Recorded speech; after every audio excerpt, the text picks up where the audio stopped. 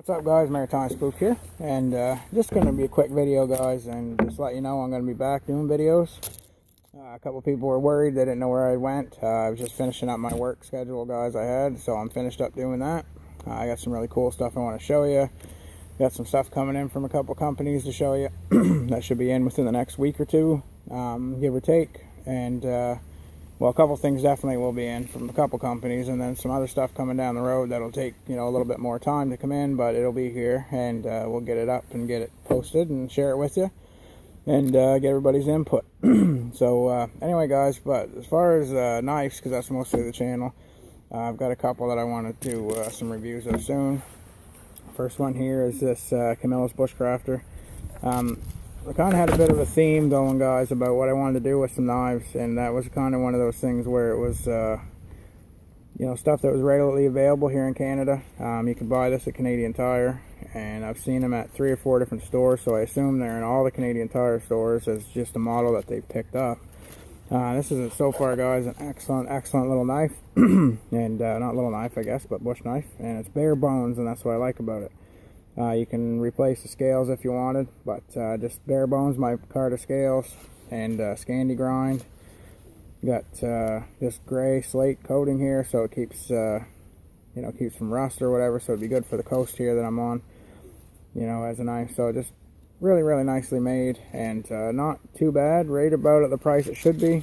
Got an immaculate sheath, so that'll be one coming up for review very soon. That's the Camilla Bushcrafter, so that's one of the first videos we're going to knock out.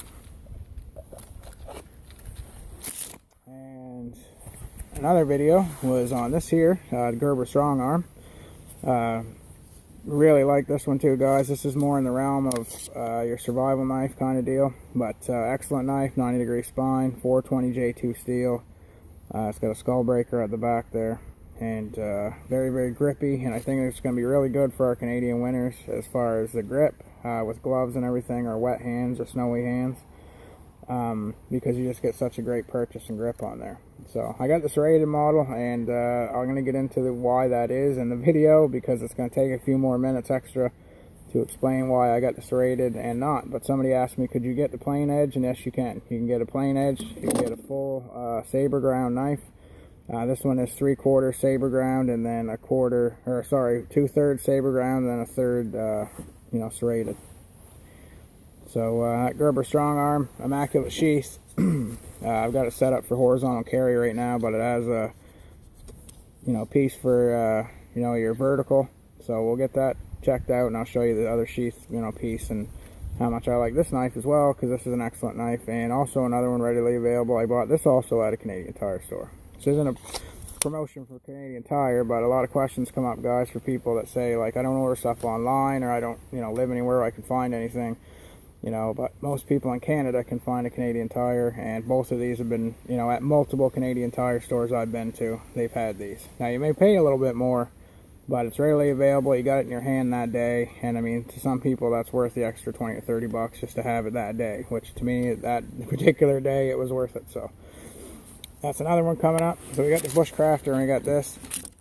I've been using my Northern White custom here guys from XXX, just because I love the blade shape so much. I'm gonna get Derek to make me up a Rambler. I named the Rambler because the reason I'll get into in, you know, another story, or maybe on this knife, but we're gonna review this one too. This was gonna be a bit of a safe queen, and I was just gonna put it up and not use it, but I just love the shape of the blade so much that you know, we're gonna use it. And I got a little bit of stuff on it from the sheath, because the sheath was brand new and dyed, and that kind of made me say, okay, I'm going to use it. You know, even though I could clean that up, that just kind of gave me the go-ahead to use it and say, well, it's not totally perfect now, which it pretty much is still totally perfect, but, you know, it had that little, you know, little thing that wasn't, you know, maker's fault. That was mine for having it in a humid car for a couple of days, and right after I got it. So basically, that'll wipe off the corian. That's not a problem, but that just gave me the go-ahead to use it all the time. So I've been carrying it quite a bit. And I want to get the review up and some of the tasks done, because I don't know if I dare to carry it much in the winter because of the white corian, and I do not want to drop that, even though it has a bright lanyard on it that it came with. I just wouldn't want to drop it out, but I love it so much I may end up carrying it even in the winter and just put one heck of a big orange thing on here. And the sheath's really secure, so I'm not worried about it falling out of the sheath. But, you know, if I set it down or something, guys, geez, that'd be a heck of a, you know, I'd be going to go out with my metal detector and find it. But excellent knife. I'm going to get more in depth where I'm using it more, and that'll be a video for very soon.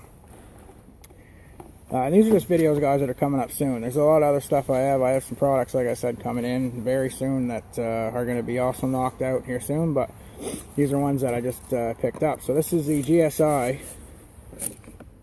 Stainless Ketalist. I just picked this up yesterday. It comes with that bowl, well, a cup, a bowl, and your spoon and your kettle. I actually got the idea for getting this off Bushcraft Barton's site. Mike, I believe he has this one. If he doesn't, he has like a size up from it. And I just really liked it. It was a great kettle for a lot of those things that I would do, even out here on the bay or even out in the bush at my dad's compound there. And I could go out, and this is something that's made to go in the fire. Some stuff isn't made to go in the fire, so it doesn't always translate to be good in product. This thing is made to go in a campfire, so, you know, it has this little case. It'll be a very good piece of kit to try out, and so that's going to have a more of a little in-depth look at it, you know, before I start burning it. And also I picked this up. This is the Thermarest Trail Scout. When Colcraven and I went on our camp out last winter, I had this great big, it was a very good ground pad, but it was pretty big and bulky, and I wanted something I could fit in a pack easy. So I did a little bit of research and found Thermarest to be one of the best and reasonably priced. And this is one of the ones that's easy to inflate and easy to fold back up and just put in a packet this size. So it was a no-brainer.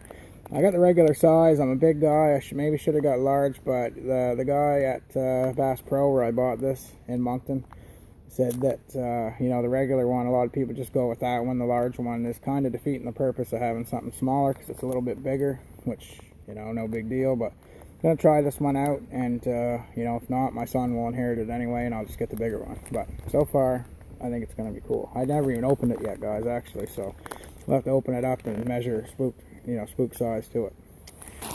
As well, too, guys, I need to get more in depth on the.